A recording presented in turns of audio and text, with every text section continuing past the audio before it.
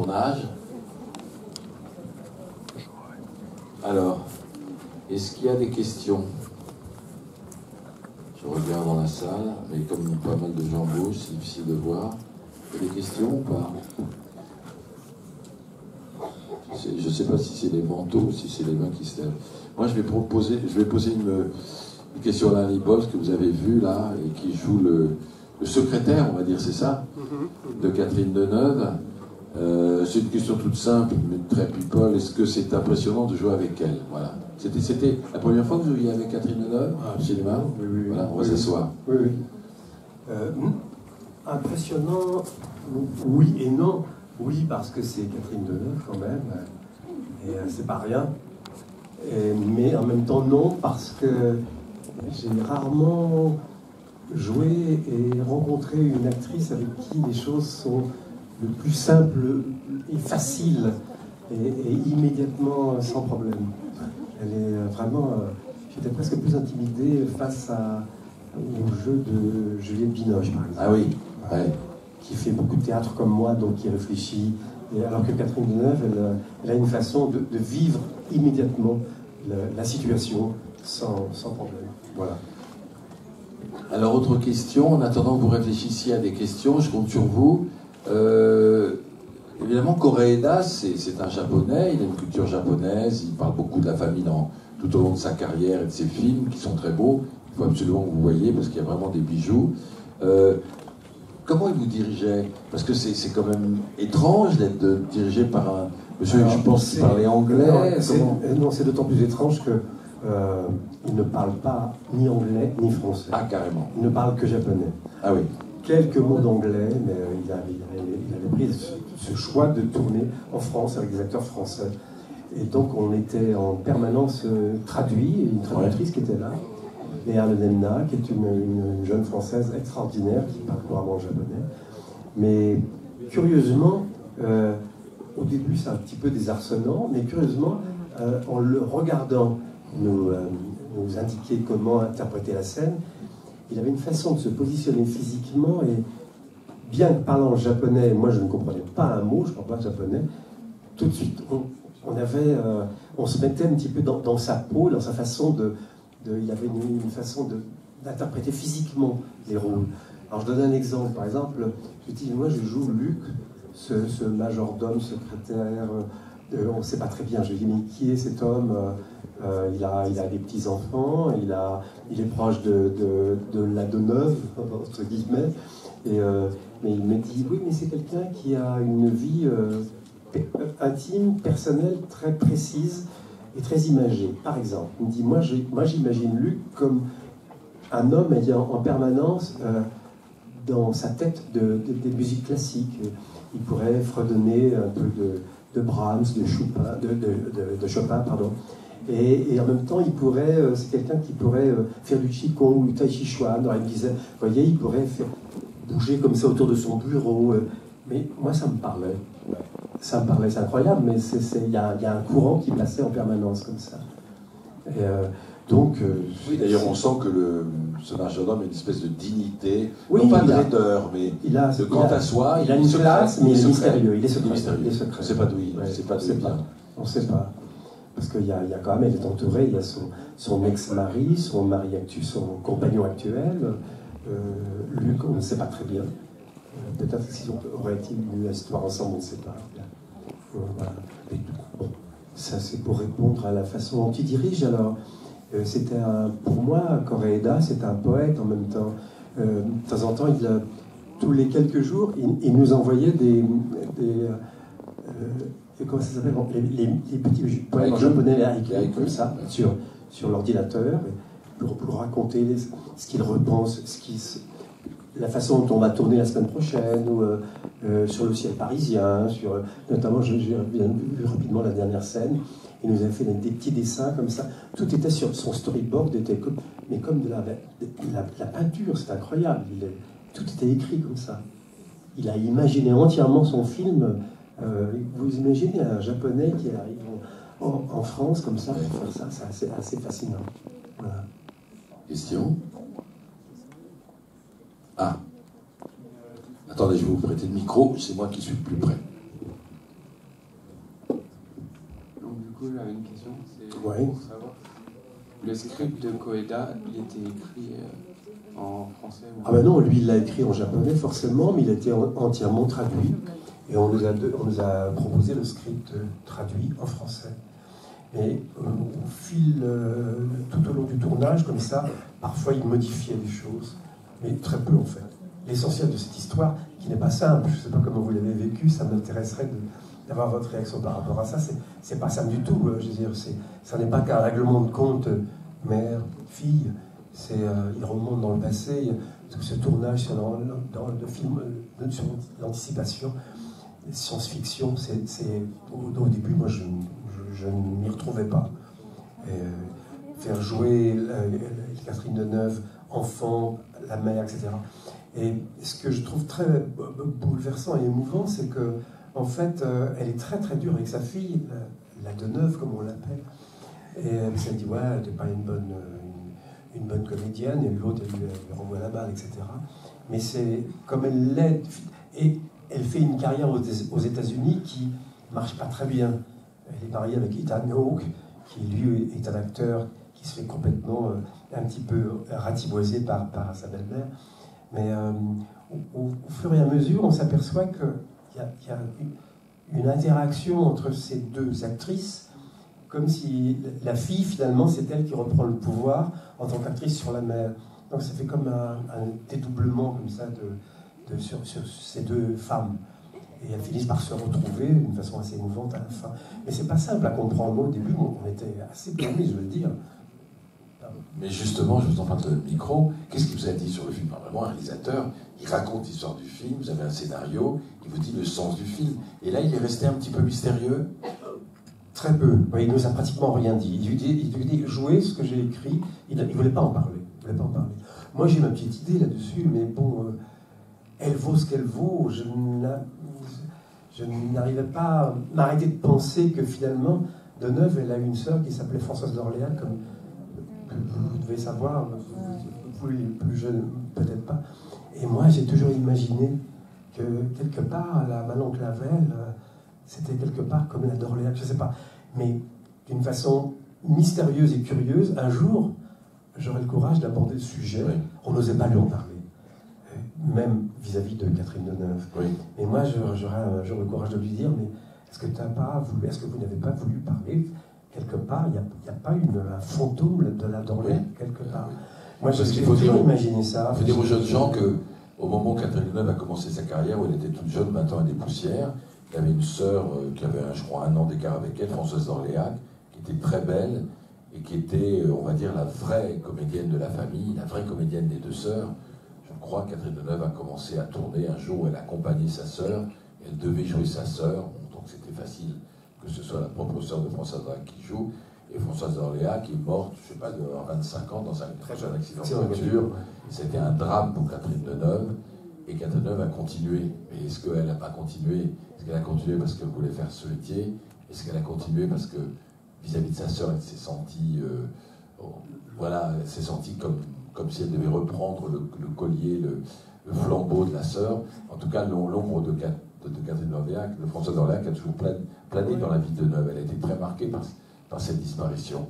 Et voilà. Alors, est-ce que quelqu'un pourrait poser une question? Qu'est-ce que vous avez compris du film, monsieur? Moi, en fait, l'histoire m'a intéressé, mais j'ai eu surtout l'impression que le but du film, c'était de faire jouer les actrices. Et c'était de les regarder jouer. Et j'ai trouvé beaucoup de plaisir à ça, plus qu'à l'histoire, en fait. Et on avait l'impression qu'il avait envie de voir tourner ses acteurs et ses actrices et de les mettre en scène pour qu'ils donnent le meilleur d'eux-mêmes, quoi.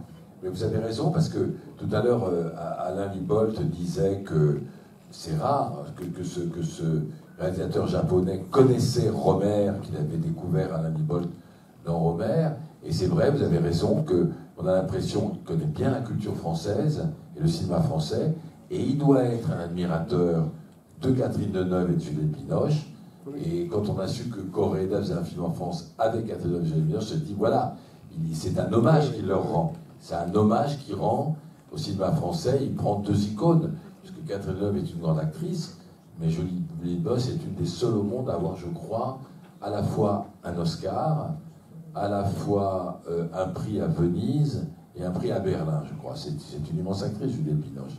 Et c'est très émouvant de les voir rassemblées toutes les deux, parce qu'elles n'ont jamais tourné ensemble. Jamais. Ou en tout cas, pas première fois, pas à ce degré d'intimité. Mais avec Alain, tout à l'heure, pendant le film et pendant qu'on dînait, on se posait la question, c'est quoi d'après, même on se pose encore la question, peut-être que vous allez y répondre, pourquoi se dit la vérité d'après vous? Voilà. Chacun a son idée sur est-ce que quelqu'un... voilà, voilà une jeune fille qui va nous répondre. Merci. Alors, Tout près de... Voilà. D'accord. C'est une interprétation, mais j'ai trouvé que le personnage que joue Juliette, il est très seul dans sa vision de la mère.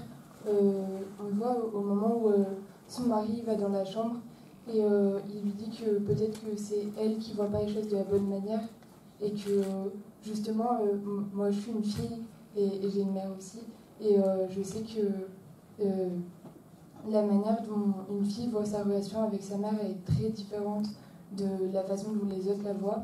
Et j'ai vraiment ressenti cette solitude dans le personnage que joue Juliette. Et justement, peut-être que c'est sa vérité à elle et les différentes facettes de la vérité selon la façon dont on voit les choses. Et du coup, j'avais une question aussi. Est-ce que Catherine Deneuve et Juliette Binoche, elles ont passé du temps ensemble avant pour créer un lien différent pour jouer justement dans le film? À ma connaissance, pas du tout. Nous sommes arrivés, comme tous les acteurs et actrices, on avait de lecture du scénario. Et 10 jours avant le premier jour de tournage, il nous a réunis, Coréda, acteurs, avec les gens de la production, les assistants, quelques techniciens, dans une salle. Et il nous a fait mettre comme dans une sorte comme dans les tables gourmets dans les mariages, vous savez, en rectangle comme ça, avec nos noms devant. Voilà, ici il y aura Catherine Deneuve. En face, de l'autre côté, il y a la fille Deneuve. Moi j'étais à la droite de Catherine, après, etc. Et on a fait une lecture du scénario, mais avant, jamais. Et bon, j'imagine que le réalisateur, Coréda, il a dû parler au téléphone avec ses acteurs, notamment les principaux. Mais ça ne s'est jamais fait. Nous avons tous découvert ensemble, dans une lecture, l'ensemble du scénario. Ça s'est passé vraiment comme ça. Et de temps en temps, il nous disait, là, on pourrait mettre... Il arrêtait, là, je mettrais de la musique, là, il y aura ceci. Il faisait seulement quelques commentaires. Mais il n'y a pas eu des séances de travail. Alors, on a eu 2-3 jours de répétition pour une mise en place. Juliette, Binoche, Catherine Deneuve et moi. Et oui, c'est tout. Coréda, Ethan Hawke, l'américain, n'était pas encore arrivé en France. Et on a fait simplement de la mise en place. On n'a pas fait de dramaturgie, comme on appelle. On n'a pas fouillé véritablement en profondeur les personnages. Jamais, non. Et il voulait que tout soit comme la petite fille, par exemple. Elle n'était jamais présente aux répétitions. Elle avait un texte, elle est bilingue, totalement, mais il ne voulait pas qu'elle soit là. Et que sur le moment de tournage, elle débarquait, elle savait qu'elle avait ce texte qu'elle avait appris par cœur avec une répétitrice, et c'était improvisé comme ça. Je ne sais pas si je reprends. Voilà comment ça s'est passé. Merci beaucoup. Ici.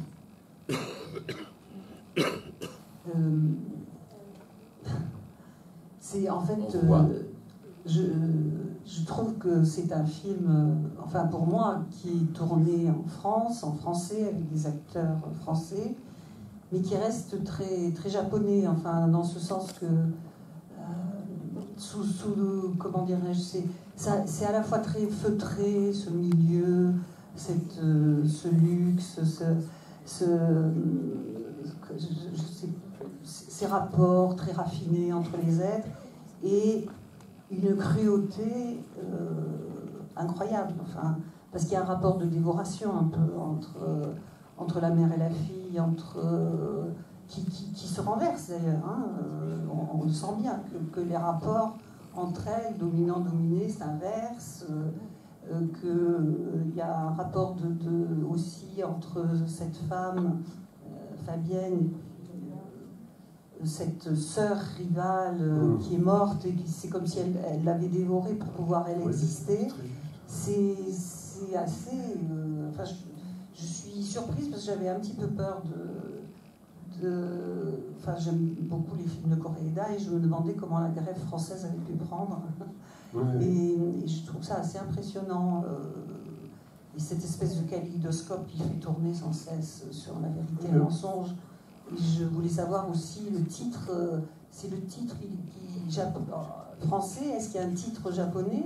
Là, je ne peux pas vous répondre. Ah. Non, je crois que je ne peux pas vous répondre. C'est un film qu'il a fait pour la France. Hein. Ouais. Ah, non, oui, non, il a fait un premier montage qui est sorti au Japon, d'un peu plus de 2 heures. Qu'est-ce que vous avez vu? Beaucoup plus long. Mais c'est très juste ce que vous dites, c'est que on était en permanence enfermés dans cette maison. C'est gros pavillon bourgeois à côté de la prison de la Santé à Paris, dans le 14e. Et on était en permanence tous ensemble là. Et la cuisine, le salon, les pièces, le jardin, etc. Et si, apparemment, vous connaissez un peu le cinéma, même pas mal, de Koreeda, vous voyez ça dans Still Life, c'est la famille, c'est la famille. Tout tourne comme ça, la cuisine, omniprésente de la cuisine, et ce règlement de compte de famille en permanence. Les non-dits qui sont dans tous les films.